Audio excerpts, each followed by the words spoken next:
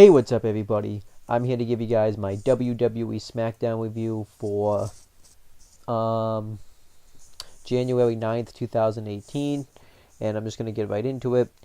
We had Corey Graves, Tom Phillips, and Byron Saxton on commentary, and the beginning of the show, Renee Young interviews AJ Styles. They do like an in-ring interview versus a backstage interview, and she asks AJ Styles if she thinks this match between, because he has a handicap match coming up for the WWE title. It's going to be him defending against Kevin Owens and Sami Zayn. And AJ Styles pretty much says that, well, the match is happening anyways because I stuck my foot in my mouth and Daniel Bryan granted the match. And he says that, he didn't really, he doesn't think that Owens and Zayn are really deserving of a title match. And then he mentions this funny thing where he says that it probably would have been smart booking to book the non-title matches against them collectively on SmackDown, which I thought was funny that he said that. And he mentioned, that he would have fought them both separately in that night, but not at the same time. And, he says that he's going to do whatever it takes to prevent them from winning the WWE Championship. And Renee Young's like, well, you didn't really answer my question. And AJ Styles says that the match isn't fair, but he said life isn't fair, and he's going to do what he does and defend his WWE title. Then she starts asking him whose side he thinks Shane McMahon and Daniel Bryan are on. And AJ Styles says that he doesn't really care about any of that, and that, he doesn't want to get involved, but Daniel Bryan and Shane are trying to get him involved, and he says that he's not going to have them cost him the WWE Championship. And then Kevin Owens and Sami Zayn come out, and Kevin Owens says that, that pretty much AJ Styles doesn't have a chance of walking out of the Royal Rumble WWE Champion, that they're going to turn SmackDown into the house that AJ Styles built to either the Sami and Kevin show or the Kevin and Sami show.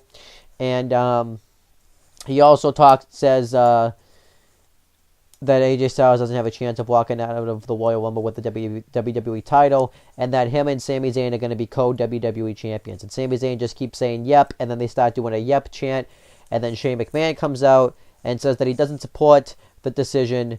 No, he doesn't understand the decision of having Daniel Bryan make that handicap match, but he said that he's going to back him up on it. And then he says that tonight he's going to make a handicap match. It's going to be Kevin Owens and Sami Zayn facing Shinsuke Nakamura, Randy Orton, and AJ Styles. And then Shane goes to the back. Daniel Bryan is backstage. He's like, so you don't really, you back my decision of the handicap match. And Shane's like, yeah. And then Daniel Bryan says, well, I thought you made a good main event tonight. And then they shake hands and he leaves. But this was awesome to see the tension continue between Shane McMahon and Daniel Bryan, and it only just got better throughout the night. I thought this opening segment was really good. It really set up, the main event, and it really kind of pushed the whole Shane McMahon, Daniel Bryan stuff. It pushed the title match at the Rumble, and it was something different, having some AJ Styles get interviewed instead of having him come out and cut a promo, so I liked it. Then we had the first match on the show. It was Becky Lynch with Charlotte Flair and Naomi ringside versus Ruby Riott with Liv Morgan and Sarah Logan ringside. The match was good, but I didn't really think the segment was all that impressive. Becky Lynch cuts one of those little video promos saying that, how Ruby Riott started a fire that she couldn't put out when she messed with her on SmackDown a few months ago, and she says that she's going to be the last SmackDown woman to enter the Women's Royal Rumble match, which was crazy to me because I'm like, wow, that's the only that because it kind of shows that there's not a lot of women on SmackDown. And we had this match. Like I said, they had a nice back and forth match, but eventually Becky wins, makes Ruby Riott tap out with the disarmer, and then nothing else really happens. This segment was, I didn't really feel like anything was really accomplished from this, but they had a good match, so I'll give the match 3 stars. Then we had the Ascension versus the Bludgeon Brothers. The Bludgeon Brothers absolutely destroy them, and I loved it that they defeat Victor with a double powerbomb. Then afterwards, Connor tries to come in and check on Victor, and then the Bludgeon Brothers beat him up too, and then that was it. I'm loving the Bludgeon Brothers, and like I said, I really hope that they book them really strong, and they are so far. The matches are quick, effective, and they don't need to be all that long, so I love it. Then we had Zack Ryder versus Mojo Rawley in a vacant United States Championship Tournament first round match. It was a basic match, about maybe like a 2.5-star match. Mojo Rawley wins with a fist in the corner, and now he's going to move on to face Bobby Roode in the semifinals, and him and Bobby Roode have a face-off afterwards. I kind of liked that part because it's set up to the to their match next week, or the match of the future. So I like that. So yeah, overall I liked. I thought this was effective. It wasn't anything special, but it was a decent match in the tournament, and it set up the match between Roode and Mojo Rawley in the future. So, I don't know where Zack Ryder goes from here. I'm guessing he's just going to go back to being enhancement talent like he was before. And I didn't give a rating to the Ascension Bludgeon Brothers match. I'm probably going to give that match 2 stars just because it served its purpose and put the Bludgeon Brothers over, but I still love the Bludgeon Brothers. Then Jinder Mahal and the Sin Brothers are backstage, and Jinder Mahal talks about how 2007, yeah, okay, he wasn't even in the company in 2007, how 2017 was a great year for him, and he says that he plans on making 2018 an even better year when he wins the United States title, and he talks about how next week, which actually it is next week, he's going to defeat Xavier Woods and move on in the tournament and eventually win the United States Championship. So I'm looking forward to that match between him and Xavier Woods. I think they'll work an okay match. And I thought Jinder Mahal's promo was actually pretty good. It wasn't, it was a decent promo, actually. And then it showed a 25 years of Raw moment. And it showed the moment when Stone Cold Steve Austin invaded Raw with the Zamboni and attacked Vince McMahon doing the WWF Championship coronation and got arrested. And this was from November 28th, 1998. I loved that moment. It was awesome. And then Shelton Benjamin and Chad Gable demand justice. Pretty much they come out and they talk about how they've worked their entire lives to become successful and become Smackdown Tag Team Champions. And I thought Chad Gable was very good on the mic here, but Shelton Benjamin really wasn't all that great. He really hasn't improved when it came to cutting promos. And they talked about how, Shelton Benjamin, I forget where they were at, but he talked about this football team that only won the playoffs or something because of a bad call from the referee. And the same thing happened to them. They actually won the SmackDown Tag Team Championships, but another referee came out and reversed the decision. So they pretty much demand that referee come out there and do something about it. And instead, Daniel Bryan comes out, and Daniel Bryan's upset that they were trashing management. And Chad Gable says, "We didn't want you. We wanted the second referee." And Daniel Bryan says that, the referee, runs through management, and he talked about how the other referee felt like that he made a bad call, so he would reverse the decision. And they brought up the Shane McMahon stuff, how Daniel Bryan's taking their anger out on them, and they said that they shouldn't have to beat the Usos twice. And then Daniel Bryan says that's a great idea, so he makes a 2 out of 3 falls match for the SmackDown Tag Team titles at the Royal Rumble, where the Usos are going to defend against Shelton Benjamin and Chad Gable, and then that was it. I thought the segment was actually pretty good. It was a good follow-up to the SmackDown Tag Team title match last week, and pretty much it was, I thought, good. I thought Chad Gable was very good on the mic. I thought Daniel Bryan was good, and we found out later on in the night that this kind of set up the tension even further between Daniel Bryan and Shane McMahon. So I liked that.